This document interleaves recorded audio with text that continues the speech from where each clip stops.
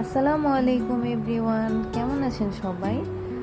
আজকে আমি আমার রসিকর থেকে নিয়ে এসেছি বেলের আচারের রেসিপি। আশা করি সবারই ভালো লাগবে। এটা আমার নিজস্ব রেসিপি। এখানে আমি নিয়েছি কতগুলো পাকা বেল। বেলগুলোকে ভালোভাবে ফেটে এভাবে বেলগুলো থেকে বের করে নিতে হবে। বেলগুলো দেখতে মনে হচ্ছে একবারেই ডিসকন আইসক্রিমের মতো। দেখেই মনে হচ্ছে এখনই খেয়ে ফেলি। তারপর এগুলোকে ভালোভাবে খোসা থেকে ছাড়িয়ে নিতে হবে, একটুও যাতে না থাকে, কারণ একটু যদি থেকে যায় আচারে কম পড়ে যাবে। তারপর এগুলোকে ভালোভাবে চামচ দিয়ে পিষে নিচ্ছিলাম আগে। এটাই আসলে শেষ পিষে নেওয়া না, এটাকে তারপর হাত দিয়ে ভালোভাবে মথিয়ে নিতে হবে, একদম যাতে ভিতরে দানা দানা না থাকে। এই যে বেলের ভিতরে কিছু কিছু শক্ত জিনিস থাকে, এগুলো আমাদের খেতে ভালো লাগে না, অনেক সময় দাঁতে আটকে যেতে পারে কিংবা আমাদের মুখে ব্যথা লাগতে পারে খাওয়ার সময়। তার জন্য আমি সেগুলোকে ভালোভাবে বেছে বেছে নিচ্ছিলাম। বড় বড় ডাঁটির মতো থাকে অনেক সময়, মানে হচ্ছে এগুলোর ভিতরে যেই লতা থাকে, লতা বলে নাকি এগুলোকে, আমি আসলে ঠিক জানি না, বা আমার ভাষায় আমি প্রকাশ করতে পারছি না, বাট এই যে আমি দেখিয়ে দিচ্ছি। এই যে এগুলো যদি থাকে শক্ত শক্ত, তাহলে আগে এগুলো ফেলে নিতে হবে।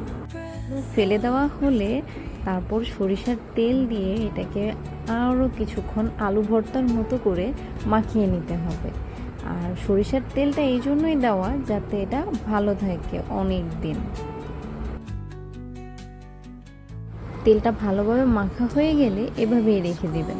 তারপর সকালের জন্য অপেক্ষা করবেন কখন সূর্য ওঠে।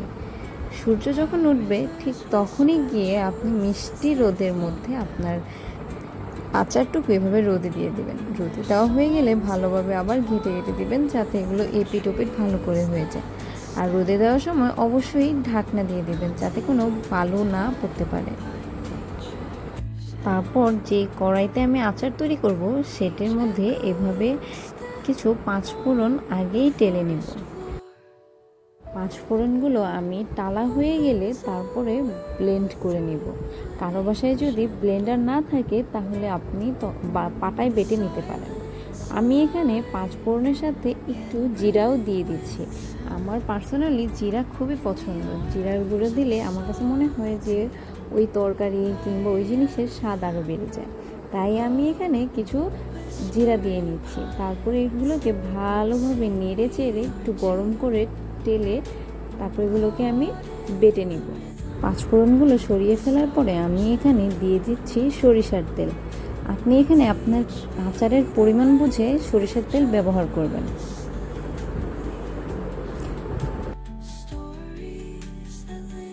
তেলটা ভালোভাবে গরম হয়ে এলে আমি তেলের মধ্যে দিয়ে দিব চিনি। আপনি এখানেও আপনার আচারের পরিমাণ বুঝে চিনিটা দিবেন। আপনি যদি চিনি কম খেতে চান তাহলে চিনি কম দিবেন, আর যদি চিনি বেশি খেতে চান তাহলে বেশি দিবেন। আমি আচারে একটু বেশি খাই। তারপর এখানে দিয়ে দিচ্ছি আমি লবণ। আমি আমার পরিমাণ মতো লবণ দিয়ে নিচ্ছি। তারপর আমি একটু দিয়ে দিব মরিচের গুঁড়ো। মরিচের গুঁড়ো দিয়ে নিলে একটু ঝাল ঝাল লাগবে, আমার কাছে আচারটা তখন বেশ ভালো লাগে।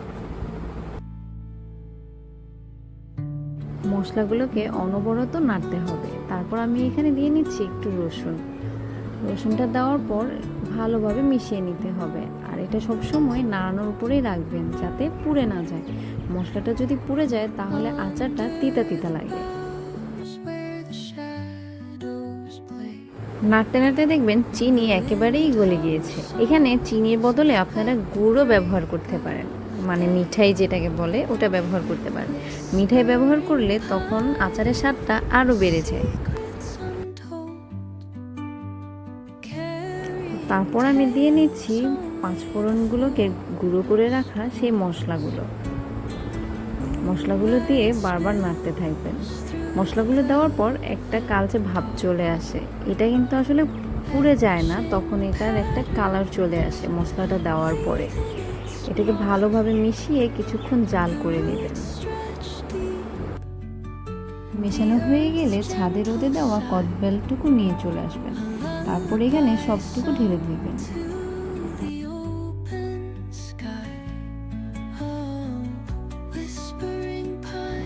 তারপর এগুলোকে ভালোভাবে মিশিয়ে নিতে হবে।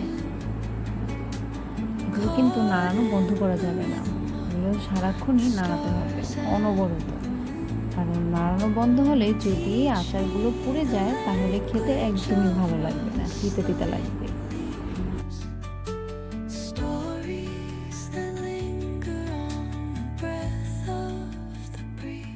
নাড়তে নাড়তে আমার মনে হচ্ছে আচারে আমি একটু তেল কম দিয়ে ফেলেছি, এখানে আরেকটু তেল হলে ভালো লাগতো। তারপর আমি এখানে আবার আরেকটু তেল দিয়ে নিচ্ছি। তারপর আমি তেলের মধ্যে আরেকটু চিনিও দিয়ে নিচ্ছি।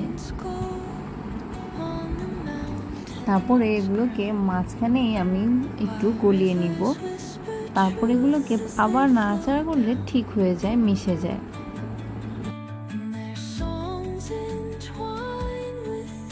এভাবে প্রায় 10 থেকে 15 মিনিট নাড়তে থাকবেন, তারপরে আচার হয়ে যাবে।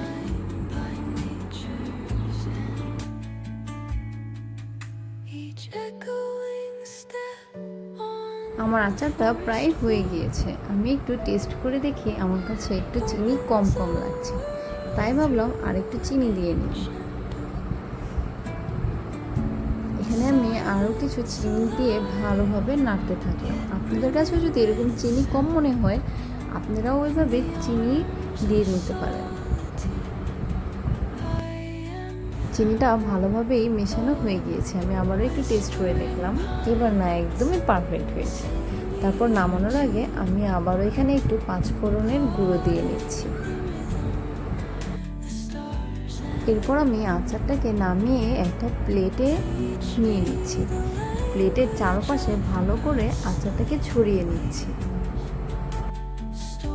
এরপর আপনি আচারটাকে আরও একবার রোদে দিয়ে নেবেন, তাতে করে আপনি সারা বছর আচারটাকে রেখে রেখে খেতে পারবেন।